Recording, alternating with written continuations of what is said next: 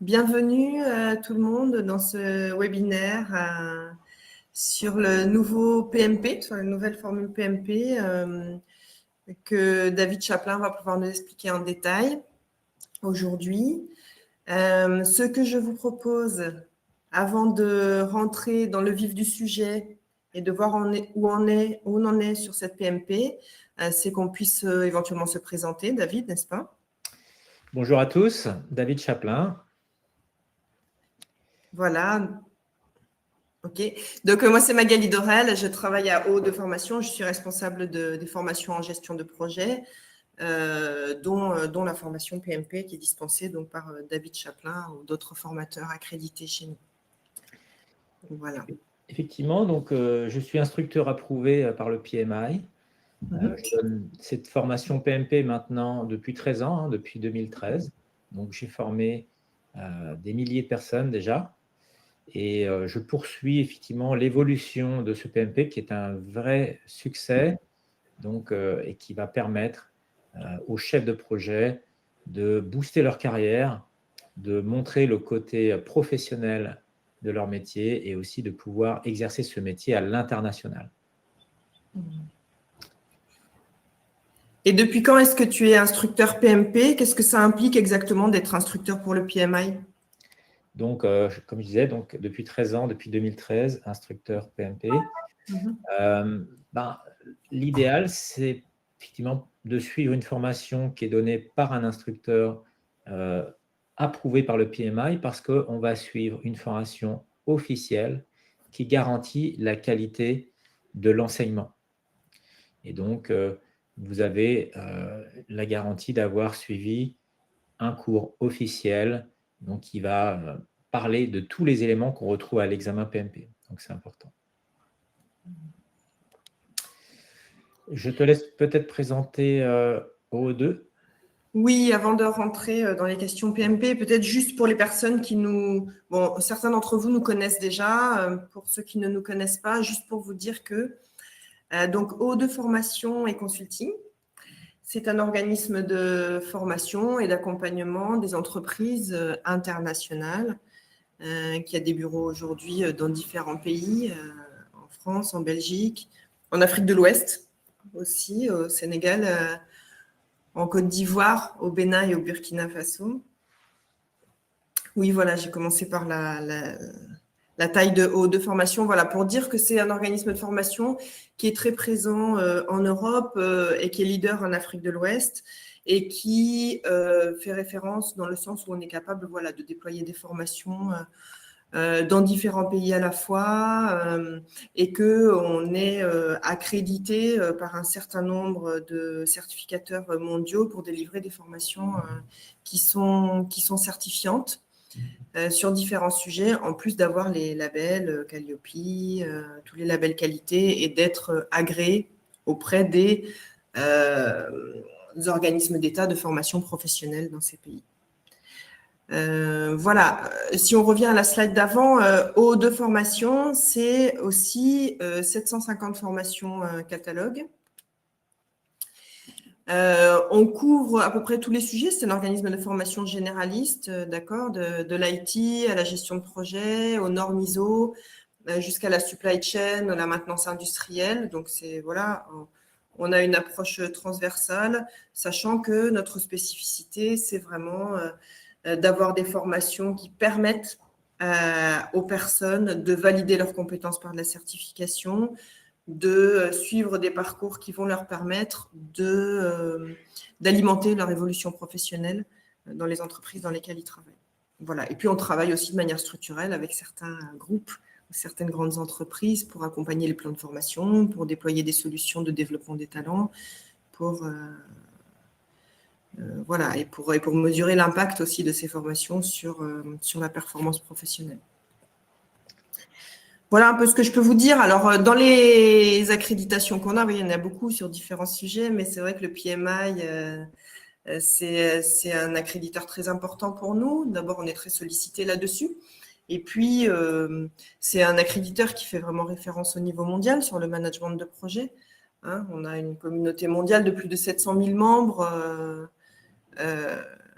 avec des millions de professionnels certifiés. Donc, c'est des standards qui commencent à être très partagés au niveau mondial et sur lesquels, évidemment, si les gens se certifient, ils ont plus de chances d'être employables sur le marché international. Et puis, ils ont aussi la chance d'être intégrés à cette communauté mondiale qui travaille en permanence sur la mise à jour de ces standards.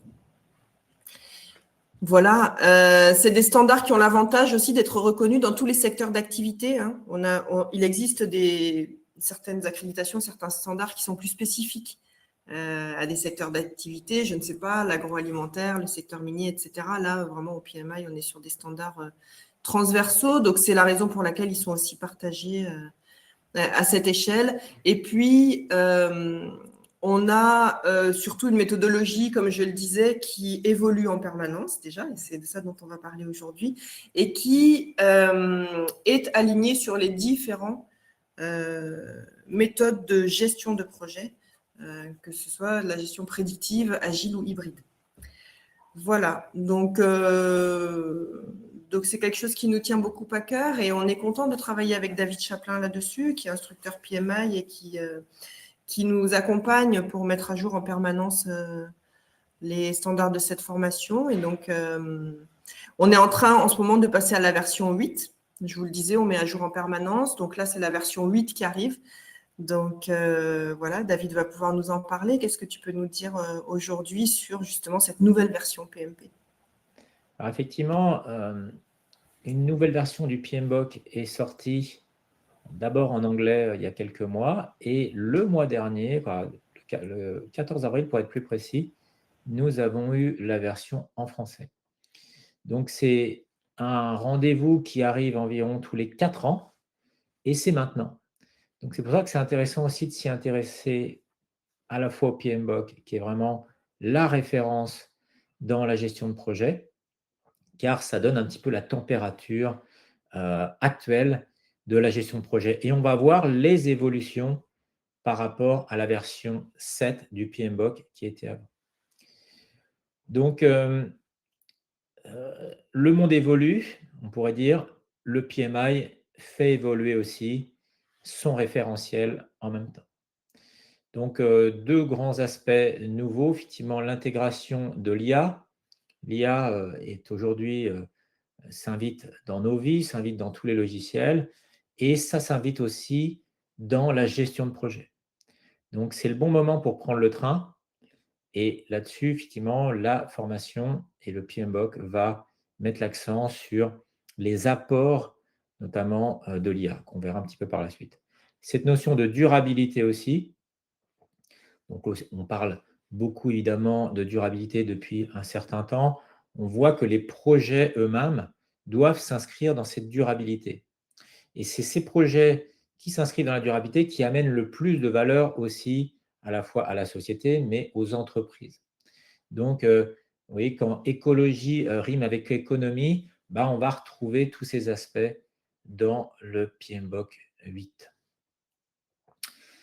PMBOK 8, qui est évidemment élaboré par des milliers de reviewers finalement, et par des équipes de chefs de projet dans le monde entier.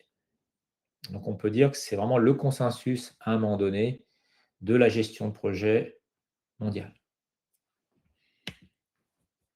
Alors je vous disais, le PMBOK est sorti en anglais au mois de novembre, donc sous forme digitale, au mois de janvier au format papier. Donc même si le format papier est moins mis en avant, là aussi pour des raisons de logistique, la version digitale est favorisée, ce qui permet aussi des recherches intelligentes dedans.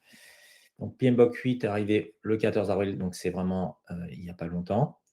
Et dans le même temps, le PMI met à jour son examen PMP. Donc on appelle le nouveau PMP en 2026. Donc le PMP, c'est un credential, une accréditation, une certification qui, elle, n'a pas de numéro de version. C'est-à-dire que vous prenez le train en 2026, vous allez, si vous passez l'examen, donc là, à partir du 9 juillet, vous allez profiter de tous les apports du PMI sur cette nouvelle version. Donc là, ça devient intéressant. On voit l'évolution de l'examen lui-même. C'est-à-dire que vous aurez le PMP comme tout le monde, mais vous l'aurez en prenant en compte les derniers apports, les derniers ajouts. Et bien sûr, OO2 délivre des formations actuellement qui préparent évidemment à cette nouvelle version du PMP.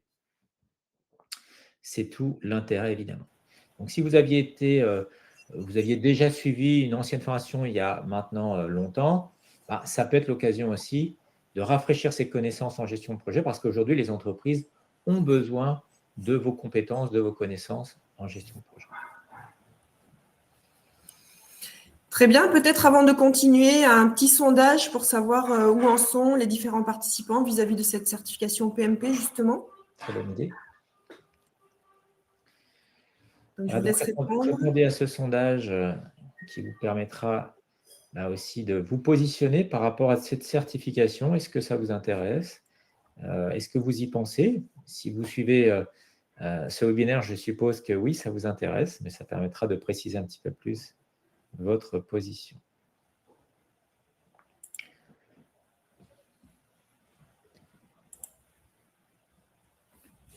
Tu l'as lancé là? Oui, oui, oui. D'accord. Vous pouvez soumettre vos votes. Certains sont en train de répondre. Comme je suis le speaker, évidemment, je ne réponds pas. Alors, si on rentre un petit peu, on ne va pas faire un cours magistral sur le PMBOK, hein, on a quelques minutes, on ne va pas rentrer dedans, mais histoire de voir qu'est-ce qui change, parce que c'est facile de dire il y a du changement, mais finalement, qu'est-ce qui change réellement? Alors, effectivement, au niveau des principes directeurs, ces principes qui vont finalement guider votre management de projet, eh bien, ils ont évolué.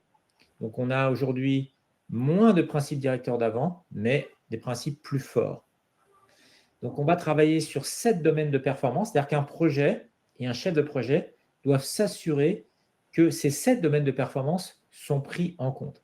Donc, c'est pas, finalement, la gestion de projet, ce n'est pas simplement un axe. On peut imaginer que ce sont 7 axes qui, en permanence, sont portés par un chef de projet. On introduit aussi la notion de focus area, donc on ne traduit pas forcément, on garde souvent le terme anglais, pour montrer aussi des domaines de processus qui vont jalonner aussi votre projet, puisqu'un projet s'étend dans le temps, un projet, il y a un début et une fin, et on va regrouper des activités par focus area, qu'on appelait autrefois effectivement les groupes de processus. Voilà, donc c'est quand même intéressant de voir que dans les nouveaux, on va dire, principes, qui sont finalement des guidelines, eh bien, on va retrouver l'IA, l'intelligence artificielle, pour notre gestion de projet, et aussi l'aspect durabilité, donc faire des projets d'abord qui se réalisent, puisque dans le respect des budgets, les clients attendent des résultats, et que ce résultat qui amène de la valeur à l'organisation, à l'entreprise, à la société, soit eux-mêmes durables. Et de la qualité du management de projet va aboutir cette durabilité aussi dans les produits. Donc ça, c'est quand même important aussi. Et bien sûr, on inclut différents aspects dans cette durabilité. Il y a aussi le respect de l'environnement et des règles sociales. Donc tout ça fait évoluer aussi le PMP dans le bon sens. Et on garde les autres lignes directrices, effectivement, qui liées bien sûr à des thèmes classiques, qualité, risque, incertitude. Mettre l'humain, bien sûr, au centre de la méthode. L'aspect collaboratif se renforce aussi. Sur un projet, on a toujours eu plus ou moins de collaboration, mais là, on met principalement l'aspect collaboration. L'aspect adaptation aussi. Il ne faudrait pas penser qu'avec un PMP, en utilisant le PMBOK, on applique une recette de cuisine qui marche à tous les coups. Non, c'est l'idée que tous les principes, tous les processus vont être là pour adapter le projet au contexte.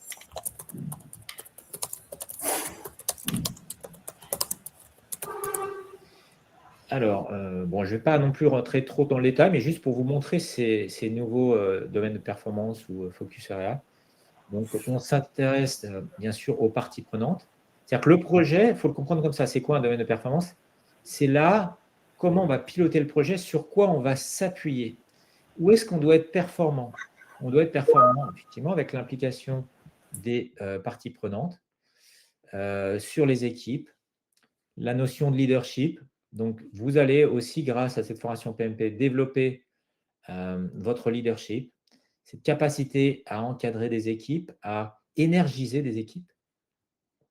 Vous allez travailler aussi sur les différentes approches de développement, les différents cycles de vie. Magali l'a mentionné, il y a effectivement l'approche traditionnelle qu'on appelle souvent waterfall en cascade, mais aussi l'approche agile. Donc, il faut bien comprendre que ce n'est pas simplement une approche, mais c'est toutes les approches que vous allez apprendre avec cette formation PMP. Et bien entendu, l'approche hybride, qui est une combinaison bien pratique, bien pragmatique entre une façon de faire des projets traditionnels et l'agilité, donc qui est souvent plébiscitée par les entreprises, un peu le meilleur des deux mondes. Bien sûr, le domaine de la planification reste prépondérant. La gestion de projet, ce n'est pas de l'improvisation, c'est comment je suis capable de prévoir, d'anticiper pour que les choses se passent bien. Donc, quand vous voyez des projets qui sont en retard, voilà, vous avez des choses à amener à ces organisations-là en termes de planification. Bien sûr, toujours le focus sur le travail réellement réalisé, les produits, les livrables, c'est quand même le plus important. À la fin, qu'est-ce que le client récupère? Il ne récupère pas la gestion de projet, il récupère un produit tangible. Renforcer aussi sa performance dans tout ce qui est les mesures, les métriques, les indicateurs, mais aussi dans la gestion du risque. Tout ça dans le but de créer effectivement de la valeur davantage pour le business. On ne fait pas un projet pour faire du projet, on fait un projet parce qu'on cherche à améliorer, à faire grandir, que ce soit une organisation publique, une association sans but lucratif. Le profil de chef de projet PMP est très recherché, évidemment, par les grands bailleurs de fonds internationaux. Donc ça, c'est prépondérant aujourd'hui. Et puis, bien sûr, pour tous les business privés, les startups et tout ce qui va constituer le tissu économique. Donc, c'est vraiment une certification qui a beaucoup d'intérêt parce qu'elle est complètement transverse et elle peut satisfaire, évidemment, tout type d'entreprise. Donc, je ne vais pas m'attarder trop non plus sur les focus areas, mais juste pour montrer qu'un projet va suivre, on pourrait dire, de grandes étapes. Bien sûr qu'on va adapter dans la forme. L'idée d'un moment où on va, alors on dit initier ou initialiser, donc l'idée qu'on va commencer à démarrer, à pousser un projet, mais qu'il y a un moment de réflexion. Il y a un moment pour la préparation détaillée, la planification, les approches de développement, les grands jalons, les ressources, tout ça, on va le préparer, donc c'est un moment fort aussi. Il y a un moment pour l'exécution, qu'on va appeler livrer. Il y a un moment aussi pour faire le suivi, pour mesurer la performance. Et puis, il y a un moment pour conclure son projet. Donc, c'est des grands moments de tout projet, quel qu'il soit, qu'on le soit en mode agile ou en mode traditionnel, en mode hybride, c'est des choses sur lesquelles on va s'intéresser pendant la vie de ce projet. Bien sûr, avec des formes différentes en fonction du mode. Donc, l'IA s'invite, je vous l'ai dit, un petit peu partout dans nos vies. C'est un virage que prend le PMI, déjà maintenant depuis un certain temps. Donc, ça ne veut pas dire qu'on va céder aux sirènes du marketing en faisant de l'IA juste pour dire qu'on en fait. Non, c'est dire comment on peut profiter de l'IA dans notre métier et comment on fait profiter les entreprises dans notre gestion de projet. Donc là, on ne parle pas du produit, on ne parle pas de mettre l'IA dans le produit final, on parle de mettre de l'IA dans notre gestion de projet. Donc, on va attirer les chefs de projet vers ce point-là. On va les pousser aussi à moderniser finalement leur façon de gérer le projet en utilisant ces outils sur différents axes qu'on peut voir ici. Ce n'est pas limitatif. L'IA est très, très bonne pour analyser des chiffres, faire de l'analyse prédictive. Donc, tout ce qui concerne notamment le planning, le budget, voir si on va être capable de faire le projet dans les temps, avec le budget donné. Donc, on va améliorer aussi la planification parce que c'est un véritable assistant de chef de projet, cette IA. Donc, elle va permettre d'avoir une planification à la fois plus souple, mais aussi plus proche de la réalité. Cette IA, il ne faut pas la brider. Ce n'est pas elle qui prend le pouvoir, elle nous assiste, elle nous aide aussi à prendre les bonnes décisions. On sait que l'humain va souvent céder aux émotions. L'IA va nous ramener à une réalité plus factuelle et nous montrer les tenants et les aboutissants de chaque décision possible. Elle ne connaît pas la fatigue, donc vous voyez, elle va supporter aussi, je dirais, le fardeau d'un chef de projet qui, sur la durée d'un projet, peut aussi se fatiguer. L'IA va lui permettre de garder le contrôle de son projet. On peut utiliser ça comme outil aussi dans l'automatisation des tâches, notamment tout ce qui est lié au compte-rendu d'activité, aux analyses. Donc, ça permet création aussi des indicateurs. Un travail qui pouvait être aussi fastidieux pour un chef de projet sans pour autant amener beaucoup de valeur ajoutée en termes de gestion de l'humain. Donc, beaucoup de tâches basiques peuvent être automatisées dans la gestion de projet, bien entendu, avec l'IA. Aider aussi à l'engagement des parties prenantes. On va aussi chercher finalement à rendre plus participatif, plus collaboratif les gens grâce aussi à la digitalisation de la communication. Et puis pareil, au niveau gouvernance et éthique, l'IA est là pour vérifier qu'on est bien conforme dans l'entreprise sur notre projet à des règles qui peuvent être émises soit par des lois, soit par des règlements internes. Donc voilà, une IA qui tout doucement prend, on va dire, amène de la valeur, prend sa place tout simplement dans votre gestion de projet dans les entreprises. Donc c'est vraiment le bon moment pour s'y familiariser. Des questions sinon, Magali ou... Oui, alors il y a un certain nombre de questions dans le chat que je suis en train de suivre. Pour certaines, je réponds quand c'est sur les sessions. Pour d'autres, on va les relayer. Peut-être avant, je vous donne le résultat du sondage qu'on a lancé tout à l'heure. Ouais. Donc, parmi les participants aujourd'hui, on a 50% des gens qui découvrent le sujet. D'accord. Donc, ils ne sont ni certifiés ni en cours de préparation à la certification. Donc, merci pour votre retour. On a 15% des gens qui préparent l'examen pour avant juillet, donc sur la version 7, qui sont déjà formés, donc je suppose.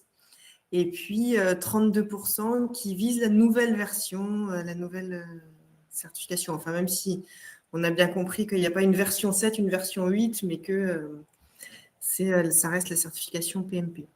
Voilà, 5% seulement des personnes présentes sont déjà certifiées. Très bien.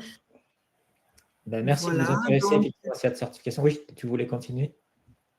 Non, mais peut-être juste pour dire que je relayerai les questions de fond à la fin et qu'on te laisse poursuivre si tu peux nous expliquer justement quels sont les changements sur l'examen PMP. Oui, tout à fait. Donc, pour ceux qui ont déjà fait la formation, donc oui, c'est plutôt conseillé de le passer avant le 9 juillet. Donc, vous avez encore le temps. Si vous avez fait votre formation donc avant le mois d'avril, on considère que le temps idéal, c'est 3 mois. Il ne faut pas attendre trop longtemps non plus parce qu'on oublie beaucoup de choses qui ont été dites pendant le cours. Donc, 3 mois, c'est vraiment le moment idéal pour passer la certification. Donc, si vous avez passé avant le mois d'avril, avant le 14 avril, effectivement, je vous conseille de passer l'examen PMP avant le 9 juillet, puis ça vous donne comme ça un challenge aussi. Pour ceux, bien sûr, qui font la formation depuis le 14 avril, vous vous préparez pour la certification. Donc, là, pareil, ça vous laisse 3 mois. Après le 9 juillet, vous pouvez le passer et vous aurez effectivement, vous serez bien préparé pour ça. Donc, attention, on parle d'une évolution, d'une amélioration continue, d'une évolution dans la continuité. Ce n'est pas d'un seul coup, l'examen parle d'autre chose, parce que des fois, les gens disent, il faut absolument, je le passe avant. Bien sûr, des nouvelles questions vont apparaître, puisque des nouveaux sujets apparaissent, des questions vont être retirées. Donc ça, c'est la maintenance normale. à chaque fois que le PMI met à jour son examen, ben, il ne met pas tout à la poubelle, il garde sa base de questions, et dedans, il y en a des milliers dans son vivier. Et chaque examen, si on passait l'examen tous les jours, c'est à chaque fois une combinaison de questions différentes, un ordre différent. Donc, ils maintiennent tout le temps ce vivier de questions d'examen, et c'est là-dessus que vous allez vous préparer, notamment avec la formation OO2. Alors oui, l'examen évolue, heureusement, puisque ce monde aussi évolue.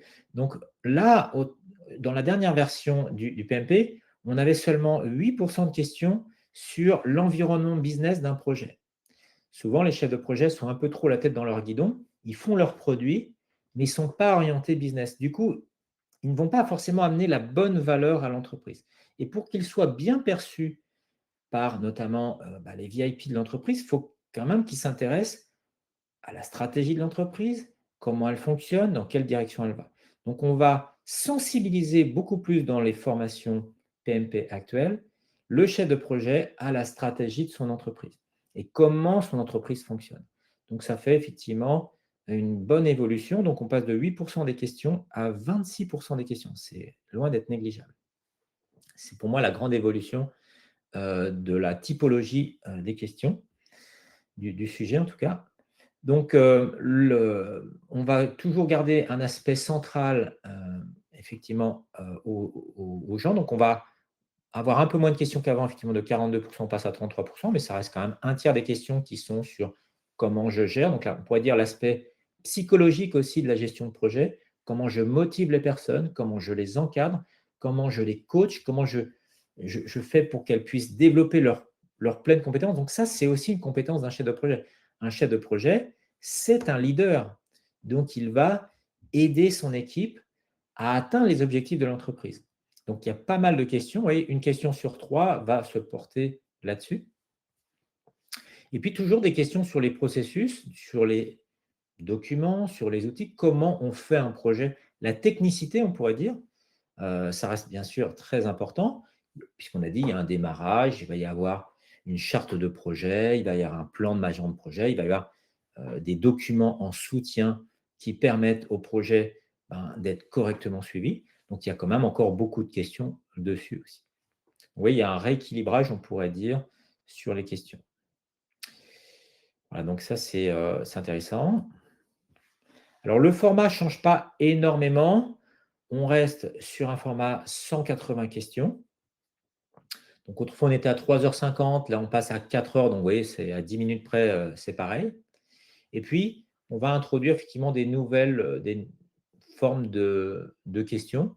Donc, plus basées sur l'interaction, encore plus contextuelles, encore plus basées sur la vie réelle et encore plus graphiques. Donc, c'est des changements aussi de paradigme. Un chef de projet, on va dire old school, à l'ancienne, vieille école, était vraiment focalisé simplement sur ses livrables. Là, il continue à assurer la qualité des livrables du projet, mais en même temps, il pense à la valeur que ces livrables apportent pour l'entreprise. Donc, il est beaucoup plus dans l'appropriation aussi des produits pour le client, et ça fait vraiment une grosse différence. Effectivement, on va commencer à avoir aussi de l'IA dans les questions. On continue à favoriser le travail en mode hybride, agile, une modernisation aussi de la façon de faire les projets, mais la possibilité aussi de faire des projets à l'ancienne, on pourrait dire à la grand-papa, parce qu'il y a encore beaucoup d'entreprises qui aiment bien cette façon de faire, et puis ça correspond aussi à un mode de projet particulier sur des besoins particuliers. Voilà, donc avec le PMI, on ne révoque jamais, on va dire, les traditions, le passé, mais on modernise continuellement l'approche. Donc là encore, le meilleur des deux mondes. Voilà, donc ça reste un examen voilà, qui est remarquable. 4 heures, ce n'est pas quelque chose qui est torché rapidement. Donc, on va, pendant 4 heures, évidemment, poser de nombreuses questions pour voir si, dans tous les aspects de la gestion de projet, questions qui sont tirées au hasard, vous pouvez faire face. Et dans les formations que nous donnons, OO2 va mettre à disposition de chaque apprenant un simulateur pour simuler comme s'il était à l'examen réel. C'est-à-dire que vous n'allez pas découvrir l'examen le jour de l'examen, parce que là, ça pourrait être la panique. Non, pas du tout. Dans votre apprentissage, dès que votre formation, on va dire, des 5 jours, formation théorique, est terminée, là, vous allez commencer à vous exercer sur un simulateur qui va simuler des questions réelles, dans des conditions réelles, avec le chrono, tout. Donc, tout pareil. Vous avez bien sûr les réponses, vous avez les justifications, vous voyez pourquoi vous êtes trompé. Et jour après jour, vous voyez la façon de penser du PMI. Et quand vous êtes prêt, vous le voyez parce que vous avez l'indicateur du simulateur qui vous dit, voilà, vous arrivez maintenant à un très bon niveau. Et on considère que pour se préparer, il faut arriver de façon constante sur un simulateur à 80% de bonnes réponses, ce qui vous permet effectivement d'aborder l'examen sereinement. Quand on est mal préparé, le coup près est toujours au rendez-vous. Quand on est bien préparé, on a toutes les chances, évidemment, d'avoir un très bon score. Donc là, je vous montre, juste pour finir cette présentation, les nouveaux types de questions. Donc, vous voyez, il y a plus de graphismes. Traditionnellement, dans les examens de certification, c'était un quiz avec une question et 4 réponses possibles, A, B, C, D. Donc, le PMI avait déjà modernisé, il y a de ça quelques années, en rajoutant d'autres possibilités. Et là encore, on va avoir des approches plus graphiques. Donc, ça veut dire que quand vous le faites sur ordinateur, vous pourrez, à la souris, cliquer la bonne réponse directement en voyant le graphique. Donc, ça donne aussi une expérience plus interactive, plus moderne. Voilà, on pourrait dire que ça modernise la façon de faire un examen. Et que ça soit moins rébarbatif, ABCD, c'est vrai qu'au bout d'un moment, ça peut être pénible. Voilà, donc là, par exemple, il va falloir mettre la bonne réponse dans le bon ordre. Voilà. On a un exemple ici. Je pense qu'on a fait le tour en une demi-heure de tout ce qu'on pouvait montrer rapidement. Je reste à disposition pour vos questions, n'hésitez pas. Merci beaucoup, David, pour cette présentation complète et très claire. On a effectivement quelques questions. Ok. Donc, je commence par celle qui concerne l'examen, puisqu'on était là-dessus. On a une question. J'avais fait la formation OO2 en décembre 2022. Depuis lors, je n'ai pas fait la certification. Pour préparer la certification, dois-je suivre encore la formation ou pourrais-je préparer directement la certification? 2022, oui, ça me paraît il y a très très longtemps là. Ouais. Là, on va vers 2027. Moi, je te conseille, si tu as la possibilité, de te remettre à jour. Ouais. Si c'est 2022, c'était il y a trop longtemps. Ouais. Est-ce qu'on a des supports de cours en français pour cette nouvelle version?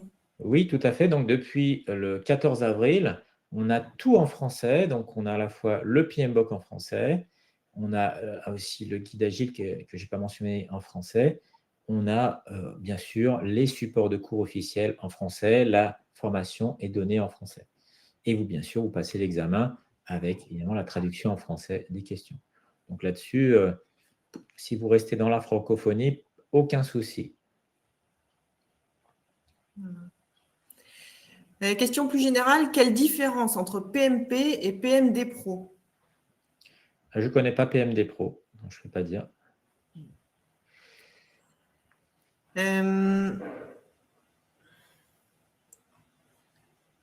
Alors, on avait des questions en début de présentation, mais je pense qu'on y a répondu sur justement les différents contenus qui sont intégrés dans cette version 8 et sur notamment l'intelligence artificielle.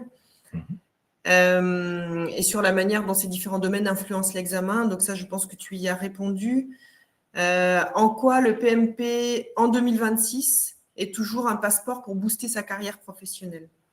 Alors, bonne question. Déjà, tout simplement parce que c'est la certification en gestion de projet, en management de projet, la plus reconnue dans le monde entier. Donc, quand une entreprise elle-même internationale a envie de faire travailler un chef de projet, elle va naturellement rechercher en quoi il a cette orientation, cette sensibilité à la gestion de projet international. Donc oui, c'est clair que c'est à la fois un booster et parce que c'est aussi ça qui est recherché. Quand vous êtes certifié PMP, vous accédez aussi à des offres d'emploi qui ne sont pas sur les job boards parce que c'est un réseau de certifiés qui vont chercher en priorité, évidemment, à mettre en avant leurs valeurs, puisque le PMI met en avant un code d'éthique basé sur des valeurs notamment comme le respect. Donc ça joue pour beaucoup.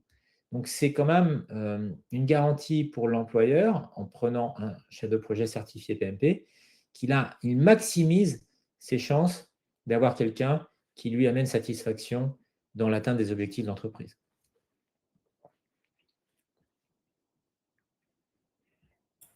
Pardon, je n'avais pas activé mon micro. Et ça évolue avec le PMP 8 ou c'était le cas et ça reste… Exactement, ça a toujours été le cas. Donc, simplement, si le PMI n'évoluait pas, les gens diraient finalement le PMI reste dans le passé. Donc, à chaque fois qu'il y a eu un changement de paradigme, quand il y a eu l'arrivée de l'agilité dans la gestion de projet, le PMI l'a intégré. Donc, à chaque fois qu'il voit qu'il y a des concepts importants comme la gouvernance, voilà. Donc la digitalisation, à chaque, on va dire, révolution technique, le PMI va chercher à coller au maximum. Et je conseille notamment à tous les gens qui sont déjà certifiés PMP, donc qui n'ont pas repassé évidemment le PMP, à lire ce PMBOK 8. Donc vous pouvez vous le procurer aussi assez facilement, simplement en étant adhérent du PMI. Vous l'avez gratuitement sur votre environnement PMI.org au format évidemment PDF. Donc ça se lit très bien, c'est très agréable à lire, c'est très bien rédigé. Vous pouvez le lire dans la langue que vous voulez, puisqu'il existe dans de très très nombreuses langues. Et ça permet de se maintenir. Alors, ça ne se lit pas non plus comme un roman du jour au lendemain, mais voilà, très régulièrement, de l'avoir comme livre de référence et de regarder les sujets abordés, car ça permet aussi pour vous de vous maintenir, et notamment pour vos PDU, de gagner des points en suivant, comme là, ce webinaire aujourd'hui, ou en lisant, bien sûr, la nouvelle version du PMBOK numéro 8. Merci beaucoup. Alors, on a une question sur est-ce que finalement ce n'est pas un retour au PMBOK 6 avec l'IA en plus? La navigation sera-t-elle la même? Initiating, charge de projet, identifier les parties prenantes, etc. C'est-à-dire la même démarche que le PMBOK 6. Non. En fait, dans le PMBOK 6, effectivement, c'était l'accumulation de toutes les évolutions. Donc, on arrivait à un PMBOK qui lui-même contient finalement deux sous-ouvrages. On arrivait à peu près à 1000 pages. Donc là, on reste dans un ouvrage très, très raisonnable. Donc, il n'y a pas ce risque-là. Donc, il n'y a pas de souci. On reste à peu près aux alentours de 430 pages. Donc, ça reste synthétique. Et on ne rentre pas non plus dans le détail. Simplement, on va garder la synthèse, effectivement, des choses importantes. Donc, il y a un ouvrage, sinon, qui a repris, donc c'est le guide des processus du PMI, donc qui permet, si vous voulez avoir encore une version, on va dire PDF, parce que tout ça est intégré, effectivement, sur le site du PMI+. Donc, on va retrouver les processus qu'on pouvait avoir effectivement dans le PMBOK 6, mais pas dans le PMBOK 8. Dans le PMBOK 8 reste vraiment une synthèse, et heureusement, parce que sinon, ça serait une encyclopédie de la gestion de projet, et pourquoi 1000 pages, pourquoi pas 2000 pages, et on peut imaginer que toutes les connaissances en gestion de projet ne tiennent pas non plus sur 1000 pages ou 2000 pages. Donc, ce n'est pas le but de refaire une encyclopédie, c'est de se focaliser sur surtout le mindset, se construire un mindset qui soit complètement aligné avec la façon de penser, on va dire, du grand monde PMI, puisqu'on retrouve des chapitres du PMI dans tous les pays du monde. Donc, c'est devenu quelque chose qui est vraiment extrêmement international. Alors justement, on a une question là-dessus. Est-ce qu'il y a des particularités régionales dans l'approche du PMI? Non. Est-ce qu'il est prévu des adaptations régionales ou est-ce que ça reste véritablement des standards universels C'est face ça. à des méthodologies qui peuvent être localement variées? Oui, tout à fait. Alors, il y a deux aspects. Alors, il y a un socle, donc la référence. Donc ça, à l'origine, bon, ça a été rédigé en anglais. Tout le monde du PMI est en anglais, mais après, effectivement, pour se localiser, il y a les traductions. Donc, traduction dans de nombreuses langues, de manière à être plus proche, effectivement, de la compréhension locale. Ça, c'est un point. Et après, dans l'approche elle-même, dans le développement des projets, et pas seulement dans le leadership, effectivement, le PMI va pousser les chefs de projet à faire cet effort-là, d'adapter la méthode à son environnement. Simplement, il y aura autant d'adaptations qu'il y a d'entreprises, d'ONG, c'est-à-dire des centaines de millions d'adaptations au travers de tous ces projets-là. Donc ça fait partie du métier en fait du chef de projet, d'adapter, on va dire, l'approche méthodologique, les processus, mais pas simplement, le style aussi, la façon de faire, effectivement, aux aspects particuliers, locaux, on pourrait dire, à la culture locale, au respect, effectivement, là aussi, des différences sur le terrain. Donc ça fait partie, bien entendu, de tout l'écosystème du PMI et notamment ce que vous pouvez télécharger gratuitement en allant sur Google. Vous tapez code d'éthique ou code de déontologie PMI et là, vous verrez effectivement l'approche éthique qui vise à ne pas faire un système monolithique rigide, mais à aller vers les gens, aller vers le terrain.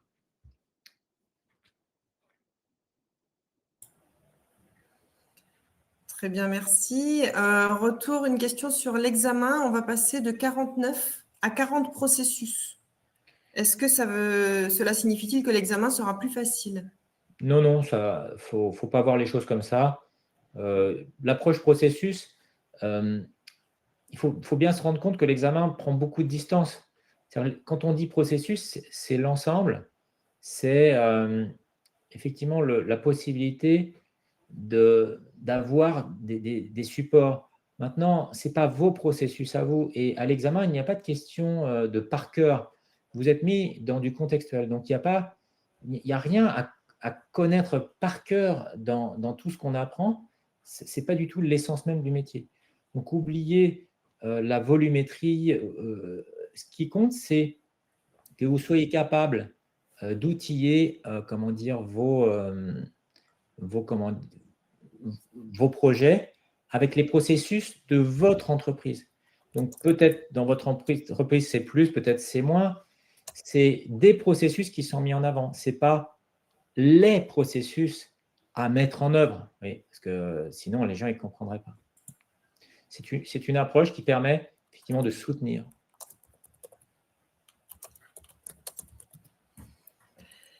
Très bien. Alors, comment se situe la méthodologie PMP dans toutes les autres méthodologies de gestion de projet, notamment avec la montée en puissance des certifications agiles, SAFe, Scrum Alliance, des certifications nationales, Prince 2 en Europe, IPMA, etc. Alors, déjà, le PMP, c'est une certification et le PMPOC ne se voit pas comme une méthodologie. C'est simplement un référentiel, on l'appelle un guide en fait. Un guide, c'est quoi? C'est quelque chose qui vous aide à aller dans la bonne direction. En aucun cas, ça serait comment dire, un livre de cuisine qui vous donnerait petit 1, petit 2, voilà comment on fait un projet. Il ne faut pas du tout avoir cette vision-là. C'est dire, voilà, je m'appuie sur les principes, je m'appuie sur les domaines qu'on appelle les focus areas. Voilà. Je vais m'appuyer sur les domaines de performance et ensemble, je vais porter mon projet. Donc maintenant, pour répondre plus précisément, comment il se positionne, à chaque fois, il essaye de faire la synthèse aussi de ce que les autres proposent. Donc vous retrouvez dans une approche du PMI, vous retrouvez l'agilité, par exemple, qui nous vient à l'origine de Scrum, mais on va retrouver des éléments de gouvernance agile qui peuvent être pris soit par DA, soit par SAFe, qui sont d'autres approches. Donc, lui, à chaque fois, le PMI essaye de se mettre un petit peu dans le consensus. C'est-à-dire qu'il va chercher un peu le best of the breed, le meilleur du genre dans chaque méthodo qui a, on va dire, la cote. Et puis, va aussi prendre de la distance. On ne va pas chercher à copier. Bah là, par exemple, si on prend l'exemple de SAFe, bon, sans rentrer dedans, on va rester dans la sphère du digital. Là, le PMP et le PMI s'adressent à tout type de projet, sans typologie particulière. Donc, on va avoir des projets aussi du bâtiment. Donc, vous pensez bien que on ne va pas commencer à expliquer à quelqu'un comment tu fabriques une tour, un immeuble, et on ne va pas non plus leur expliquer comment on met en production avec un train safe ou je ne sais pas quoi, la release. Donc, on ne va pas rentrer dans les strates, dans les couches techniques des choses. Autre question? Alors, oui. Qu'est-ce qui est inclus dans la formation PMP quand on passe la formation PMP avec O2? Dans le package. Dans le Vous avez... package. Ok, Est-ce que bah tu ça, peux après aussi, je vous invite à vous rapprocher d'un commercial OO2 qui, évidemment, prendra votre besoin en compte plus précisément. Mais globalement, on va dire, vous avez dans le package tout ce qui est nécessaire pour que vous réussissiez. Voilà, donc, vous avez à la fois la formation officielle avec un instructeur approuvé par le PMI. Et puis, vous avez donc les supports, bien sûr, de formation. Vous avez le simulateur. Vous avez des bonus en plus, aide-mémoire. Vous avez, bien entendu, aussi le passage à l'examen. Voilà, donc ça inclut tout. C'est un package complet. Est-ce que tu peux nous en dire plus sur le fonctionnement du simulateur, justement? Qu'est-ce que c'est que ce simulateur PMP? Oui, donc le simulateur, comme je vous le disais tout à l'heure, va vous permettre, comme un simulateur de vol pour quelqu'un qui veut devenir pilote, va chercher à effectivement à se mettre dans les conditions de l'examen réel et pouvoir passer des questions comme s'il était en examen. Et alors, on n'est pas obligé de faire les 180 questions, évidemment, d'un coup. On peut très bien décider d'en faire simplement 25, un échantillon, parce que 180 questions, 4 heures, c'est quand même un gros effort, donc il ne faut pas commencer comme ça. Il faut commencer, on va dire, petitement, par 25 questions, et voir déjà, sur 25 questions, combien on en réussit, et ainsi de suite. Très bien. Alors, on a beaucoup de questions sur les prochaines sessions. Donc, je vais vous partager le lien vers les formations PMP chez O2, peut-être. Comme ça, vous pourrez aller voir directement. Les prochaines sessions sont le 15 juin ou le 6 juillet ou le 27 juillet. Globalement, on a des formations PMP tous les mois qui tournent. Vous pouvez les suivre soit en classe virtuelle, soit en présentiel à Abidjan ou à Dakar. Voilà, je suis en train d'essayer de vous mettre le lien.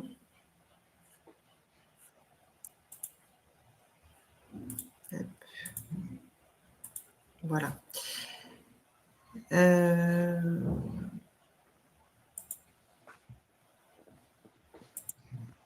Voilà, si vous cliquez sur le lien que je viens de vous envoyer, vous avez accès à la fiche avec les prochaines sessions. Je donne cette information parce qu'on a énormément de questions sur les prochaines dates.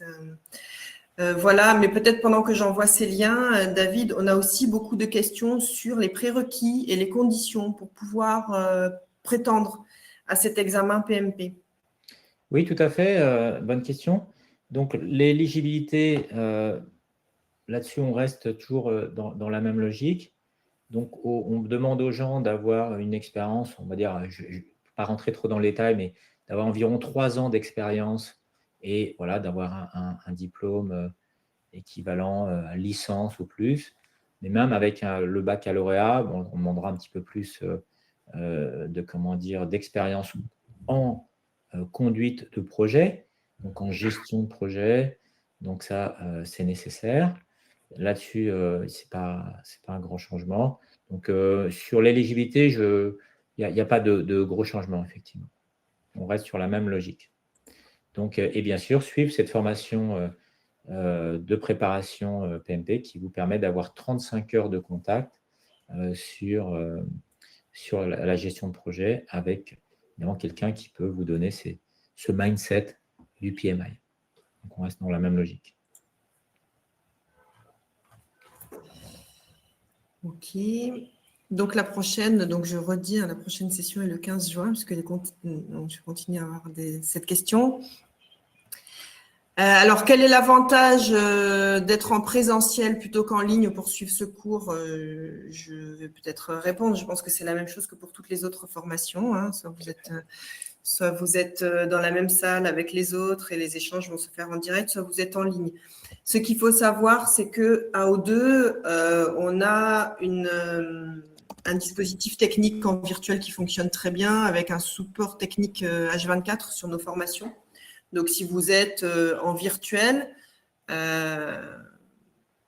on fait en sorte que la formation soit fluide, qu'il n'y ait pas de problème technique et que ça se passe bien. Et puis, on a aussi des intervenants, des instructeurs comme David ou d'autres intervenants qui sont formés aux techniques d'animation virtuelle. Et donc, voilà, on fait à peu près autant de formations virtuelles que présentielles sur ces sujets.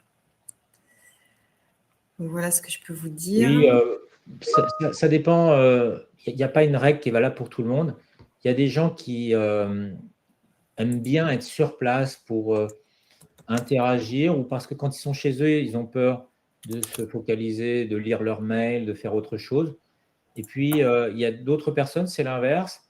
Ils aiment bien être un petit peu en recul pour pouvoir avoir de la distance. Et puis, il y a aussi la distance géographique. Ça permet à des gens qui habitent vraiment à des endroits très, très loin des centres de formation d'acquérir la connaissance. Et c'est pareil après pour passer l'examen. On peut le passer en ligne ou le passer dans un centre. Il y a des avantages et des inconvénients dans chaque situation. Voilà. Donc, pour les gens qui habitent sur place, c'est effectivement pas mal de venir. Mais j'ai souvent des gens, par exemple, quand je la donne en présentiel, qui habitent à quelques kilomètres du centre de formation, mais qui préfèrent, comme ça, ils peuvent aussi gérer d'autres choses, d'autres aspects de leur vie, sans avoir à se déplacer, même si ce n'est pas loin. Donc ça, pour moi, c'est la même qualité d'enseignement à la fin, puisqu'on va gérer l'interactivité dans les deux sens. Il y a effectivement plein de techniques pédagogiques aujourd'hui pour faire interagir aussi les gens qui sont à distance.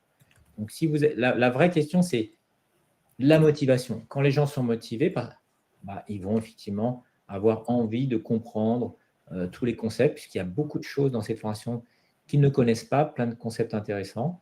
Et puis voilà, donc ça, c'est vous qui faites, c'est votre choix en fonction de vos préférences et vos habitudes aussi.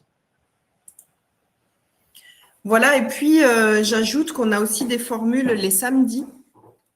Donc, on peut aussi suivre la formation. Donc, soit vous la suivez, donc c'est 35 heures, la durée officielle, soit c'est 5 jours de suite, soit vous avez des formations sur 5 samedis de suite. Donc là, on a une session qui commence le 13 juin, par exemple, sur les samedis. Donc, parfois, quand on est professionnel, qu'on ne veut pas prendre sur ton temps de travail, et ça permet d'être à un autre rythme aussi.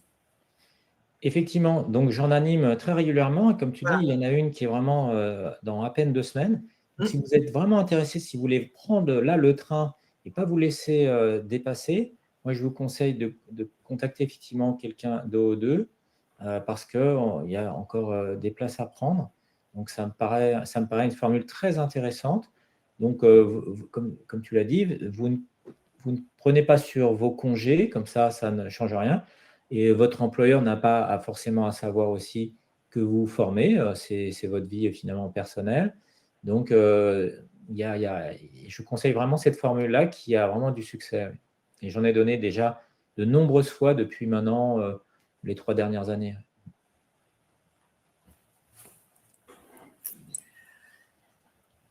Très bien. Donc, on a des questions pour revenir au dossier d'éligibilité, aux prérequis sur est-ce que O2 accompagne les personnes sur le dossier d'éligibilité.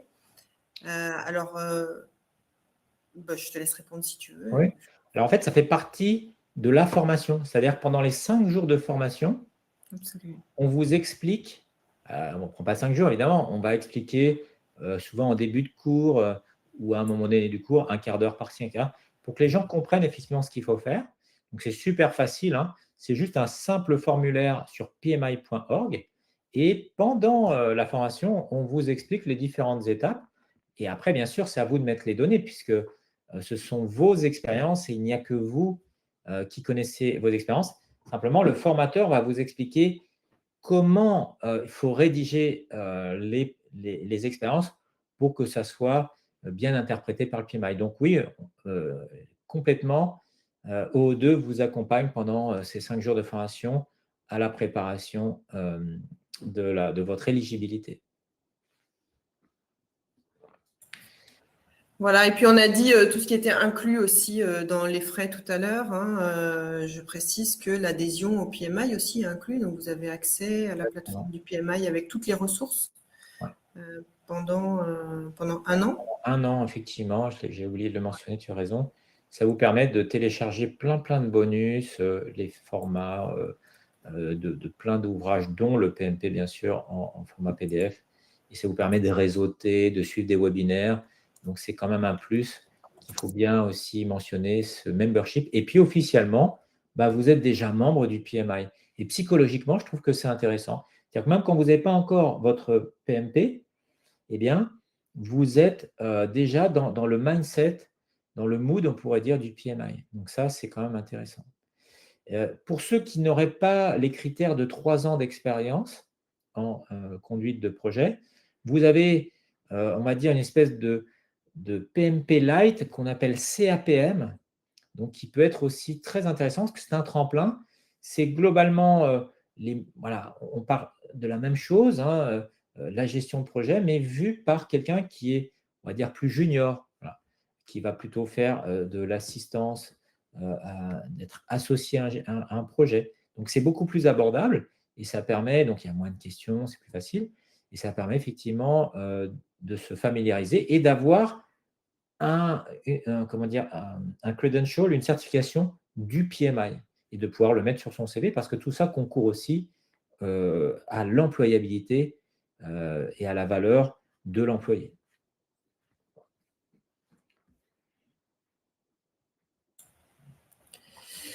Une fois qu'on a passé la certification PMP, qu'on a suivi la formation et qu'on a réussi cet examen, est-ce qu'il y a des formations complémentaires qu'on peut suivre pour rendre pratique et opérationnaliser cette formation, pour faire le transfert dans nos compétences professionnelles notamment? Alors, moi, je m'occupe simplement de la partie certification. Donc oui, vous trouverez dans le catalogue OO2 de très nombreuses formations qui vous permettent d'aller plus dans un domaine particulier qui peut être lié notamment à votre métier à vous, à la conformité ou à d'autres aspects. Lui, le PMI va proposer aussi d'autres formations, comme notamment la gestion de programme et aussi la gestion de portefeuille. Et on l'a aussi pour les gens qui sont là encore dans le bâtiment, il y a une formation particulière qui peut permettre de raccrocher un petit peu tout ça. Donc oui, pour les gens qui sont dans le digital, on va les amener aussi à des formations plus liées à un rôle particulier, comme Scrum Master, Product Owner. Donc, il y a un éventail de formations qui est très important et vous trouverez des choses pour aller dans la continuité, sachant que toute formation que vous ferez dans ce domaine-là de la gestion de projet en général, vous ramène des points pour garder valide votre PMP pour toute votre vie professionnelle. Donc, on ne le passe qu'une seule fois, le PMP, il faut bien s'en rendre compte. On ne passe qu'une seule fois et après, on va maintenir sa certification grâce à de l'apprentissage continu. Donc, c'est quand même un gros avantage par rapport à d'autres certifications où là, on est obligé de le repasser régulièrement tous les 3 ans. Donc là, heureusement pour vous, vous le gardez toute votre carrière. Bien sûr, ça va vous accompagner. Puis, vous pouvez, je vous l'ai dit, suivre des formations pour devenir directeur de programme, responsable effectivement de portefeuille. Donc, c'est des évolutions de carrière qui sont quand même très intéressantes. Et puis, il existe également des chapitres, nous dit-on. Est-ce qu'on peut expliquer ce que sont les chapitres PMI? Ah oui, tout à fait. Donc, ce qu'on appelle un chapitre, ce n'est pas le chapitre d'un livre, hein, c'est tout simplement avoir droit au chapitre. Donc, c'est une association locale. Donc, par exemple, on va trouver des chapitres aussi bien à Paris, on va en trouver à Dakar, au Sénégal, à Abidjan. Donc, c'est une association avec d'autres personnes comme vous, certifiées PMP, et qui partageaient bien sûr le même goût pour le réseautage et la gestion de projet. Et je vous invite évidemment à vous rapprocher d'un chapitre pour effectivement aussi favoriser votre carrière professionnelle, puisqu'on va avoir aussi la possibilité, quand un chef de projet, lui, n'est pas disponible, quand il a une opportunité qu'on lui présente, il va la partager aussi avec ses collègues. Ça permet aussi, bien sûr, de parler des nouveautés, du PMI.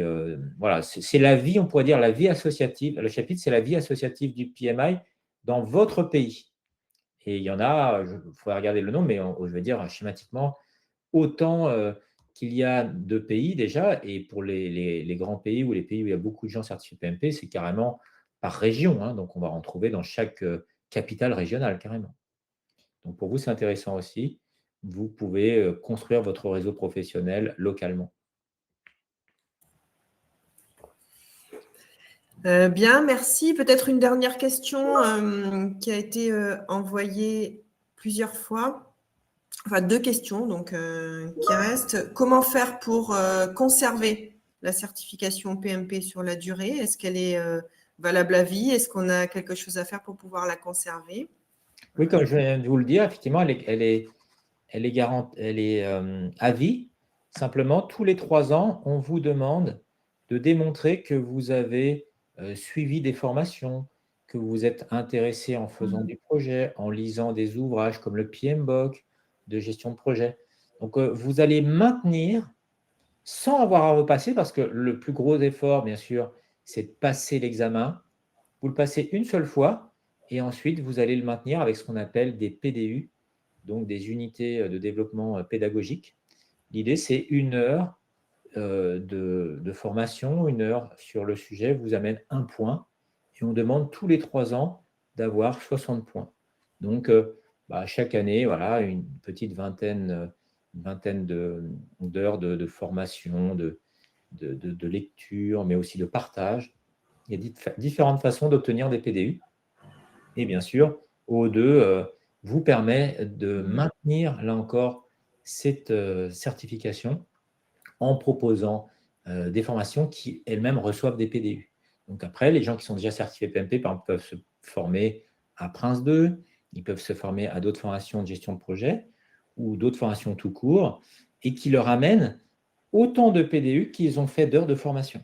Donc, si vous faites une formation de 3 jours, 21 heures, vous obtenez 21 PDU. Oui, en une simple petite formation de 3 jours, vous obtenez 1/3 des PDU nécessaires pour garder votre PMP toute votre vie professionnelle. Donc, vous voyez, là-dessus, c'est vraiment bien pensé, quoi. Et alors, certaines personnes s'interrogent sur le fait qu'elles n'ont pas forcément le niveau aujourd'hui pour passer une certification PMP, parce que c'est quand même une formation haut niveau qui demande un certain nombre de prérequis pour être éligible, tu l'as rappelé. Est-ce qu'on peut leur proposer des alternatives en gestion de projet en attendant de pouvoir prétendre à la PMP? Oui. Donc, si vous avez 3 ans d'expérience professionnelle en gestion de projet, bon, n'hésitez pas, hein, vous avez le niveau pour, bien sûr, l'obtenir, il n'y a pas de problème. Si vous avez moins de 3 ans d'expérience professionnelle, là, je vous invite soit vous voulez rester dans le monde PMI avec CAPM, on a dit, c'est une sorte de PMP light, ou alors, je vous conseille aussi des formations de type Prince 2, puisque là, on pourrait dire que c'est quelque chose qui est bien sûr fort différent, mais qui est reconnu aussi international pour les entreprises. OO2, bien sûr, propose à la fois Prince 2 Foundation et Prince 2 Practitioner. Voilà. Après, si vous êtes dans des domaines plus particuliers, bien sûr, vous pouvez faire des formations plus spécifiques, par exemple à l'agilité, comme tout ce qui est lié à Scrum Master, Product Owner, ou Safe ou d'autres. Et puis pareil, voilà, vous restez quand même dans cette logique de créer des produits, de développer on va dire des projets. Voilà, donc DevOps aussi vous permet d'avoir cette approche qui va combiner les développements et la mise en production. Donc là, ça s'adresse vraiment à un public informatique uniquement. Mais dans le catalogue, vous aurez effectivement la possibilité. Je répète encore une dernière fois, si vous avez 3 ans avec de l'expérience, pas forcément comme avec le titre de chef de projet, mais par exemple, c'est vous qui faisiez la coordination de projet, coordinateur de projet, vous gériez un petit peu voilà, les plannings et tout ça, ce sont des expériences tout à fait valables qui vous permettent finalement de passer ça. Et avec la formation, vous vous êtes préparé pendant 5 jours, c'est quand même pas mal, 35 heures, donc vous recevez énormément de connaissances. Et puis après, bien sûr, le simulateur. Et à votre rythme, vous progressez et vous allez atteindre votre objectif. Le vrai carburant de votre réussite, c'est votre motivation. Si vous êtes motivé, vous allez jusqu'au bout et vous réussissez. Si vous n'êtes pas motivé, bien sûr, vous vous arrêtez avant. Donc, pour moi, le curseur, le déclencheur, il est très simple. C'est votre motivation. Si vous avez les gens qui veulent vraiment l'atteindre, et bien sûr, le seul prérequis, puisque c'est l'expérience, vous pouvez effectivement le passer. Très bien. J'ajoute que pour les personnes qui sont expérimentées en gestion de projet ou qui ont envie d'approfondir des points très spécifiques de la gestion de projet, vous pouvez aussi suivre des formations plus particulières sur le MIL, suivi évaluation de projet, sur des spécificités dans différents secteurs, sur des méthodologies type Lean Six Sigma qui est plus de la gestion de processus, etc. Donc, je vous ai renvoyé le lien pendant que David parlait vers notre catalogue complet. Si vous avez besoin d'être conseillé ou accompagné sur ces réflexions, bien sûr, vous pouvez nous contacter et on se fera un plaisir de vous recontacter. On est là pour ça. Voilà. Bon, je pense qu'on arrive au bout du temps de ce webinaire. Alors, pour les personnes inscrites que vous êtes, vous allez avoir le replay sur le webinaire. Donc, s'il y a des points que vous avez besoin de revoir ou d'approfondir. Je suis désolée, je n'ai pas pu répondre à toutes les questions et vous avez envoyé un très grand nombre de questions, notamment sur le fond de la gestion de projet, sur vos différents domaines professionnels, etc. Donc, on est resté quand même sur un webinaire général sur la PMP, mais n'hésitez pas à vous rapprocher de nous pour qu'on puisse vous accompagner là-dedans. Hein. D'abord, on a une équipe de commerciaux qui est formée notamment sur ce sujet, qui connaissent très très bien, hein, puisque ça fait partie des sujets phares chez nous, mais sur le sujet de la gestion de projet de manière générale, gestion des processus. Je précise parce qu'il y a aussi des personnes qui posent des questions sur l'industrie.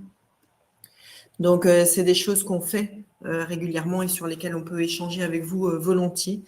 Et puis, si vous avez besoin même d'apports techniques au-delà de l'échange commercial avec nos commerciaux, on se tient à votre disposition, moi en particulier. Voilà. Je vais remercier David Chaplin pour cette présentation très claire, pour la collaboration positive dans laquelle on est engagé depuis des années aussi avec depuis le début, hein, effectivement. Oui, ça fait 13 ans déjà. Très longues années. Voilà. Merci à vous, merci pour vos questions et votre participation. Merci. Et à très bientôt dans nos formations.